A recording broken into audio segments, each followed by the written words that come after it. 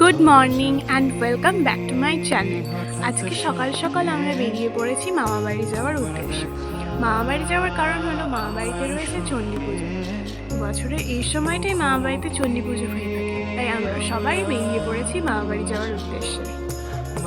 তো চলো যেতে যেতে রাস্তার ভিউটা তোমাদের সাথেও একটু শেয়ার করি।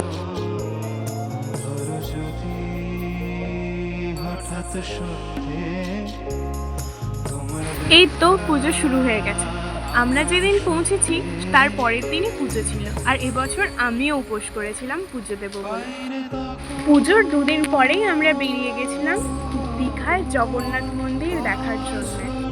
আশা করছি সকলেই বুঝে গিয়েছো আমার মামা বাড়ি কোথায়। হ্যাঁ, আমার মামা বাড়ি থেকে দীঘাও 30 মিনিট মতন লাগে। দীঘাতে জগন্নাথ মন্দির হওয়ার পর থেকে কিন্তু রাস্তার ভিড় বেড়েই চলেছে, তাই আমরা সেই ভিড়কে অ্যাভয়েড করে চলে গেছিলাম অন্য আরেকটা রাস্তা দিয়ে। এই রাস্তাটা কিছু বছর আগেই তৈরি হয়েছে এবং খুব নতুনের মতন আছে, আর রাস্তার ভিউটাও খুব সুন্দর লাগে রাত্রের বেলা।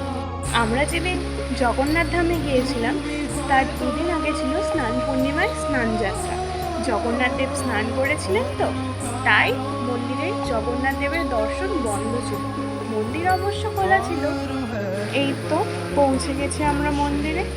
মন্দিরে ঢোকার জন্য এত বড় লাইন আমি আজ প্রথমবার দেখলাম, আর এখানে চেকিং চলছিল, তাই আমাকে ভিডিওটা আবার ভিতর থেকে শুরু করতে বলা হয়।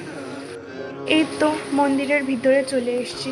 আমি দিনের বেলায় ছবিতে দেখেছিলাম তখনও সুন্দর লাগছিল, কিন্তু রাতের বেলায় আলোতে আরও বেশি সুন্দর লাগছে। চলো তোমাদেরও মন্দিরটা একটু ঘুরে দেখাই।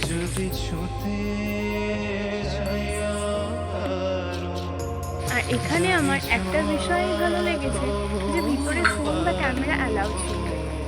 আমরা তো সকলেই জানি পুরীর জগন্নাথ ধামে ফোন বা ক্যামেরা কোনো কিছুই অ্যালাউ নেই। জগন্নাথ ধাম বন্ধ হওয়ার সময় ছিল 8টায়, আর আমরা যেহেতু দেরি করে বেরিয়েছিলাম তাই আমরা ঠিক করে চারিপাশটা ঘোরার সময় পাইনি।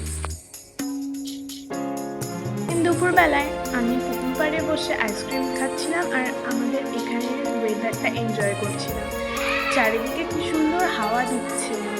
আর তারপরেই আমি আর মা একটু ঘুরতে বেরিয়েছিলাম, আর এই জামরুল গাছটা থেকে মা জামরুল পাড়ছিল। আর এইদিকে পরিবেশটা কত সুন্দর দেখো, চারিদিকে সবুজ আর সবুজ।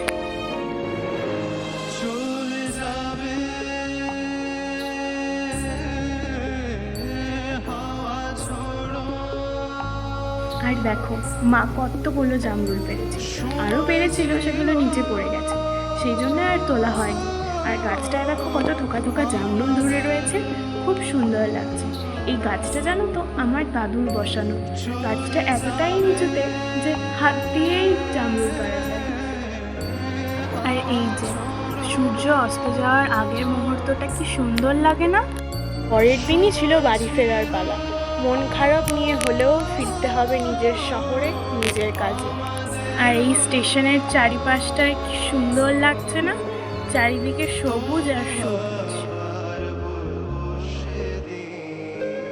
আর ট্রেনে বুনু আমার সাথে গল্প করছিল। যেই না ভিডিও অন করেছি অমনি চুপতে চলে এসেছি বাড়ির কাছে। নামতে হবে পরের স্টেশনে। আজকের ভিডিওটা এতটুকু। দেখা হবে অন্য আরেকটি সুন্দর ভিডিওতে।